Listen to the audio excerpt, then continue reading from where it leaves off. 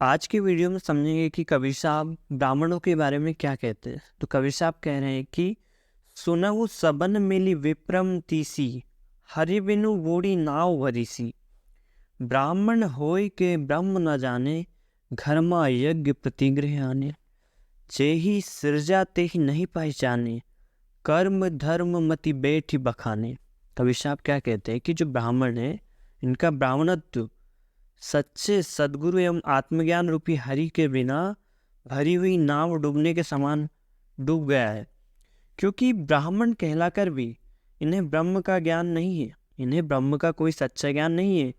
ये केवल हिंसात्मक अहिंसात्मक यज्ञादि कार्यों की प्रेरणा देकर यजमानों से दान लेना ही इनका मुख्य उद्देश्य बना हुआ है।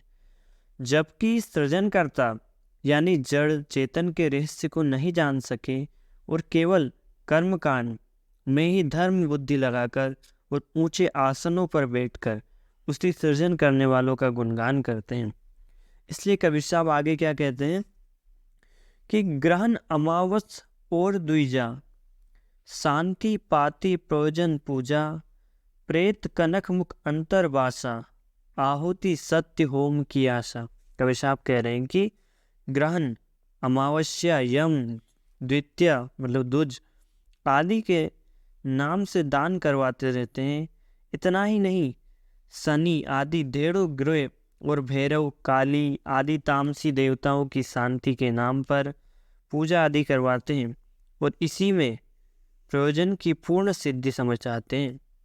किसी भी व्यक्ति की मृत्यु होते समय उसके मुंह में सोना रखवाते हैं कि कहीं ये प्रेत ना बन जाए।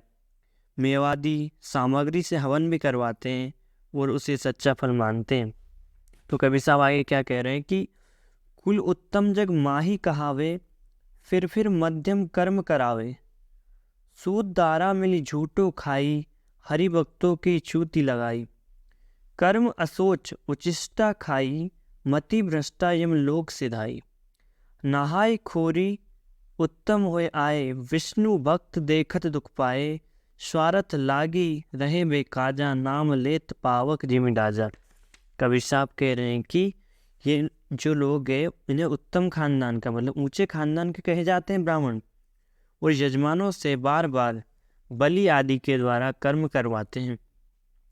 हरि भक्तों एवं संतों को अच्युत मानकर भेदभाव करते हैं और स्वयं पत्नी बच्चों के साथ मिलकर आपस में एक दूसरे का झूठा खाते हैं।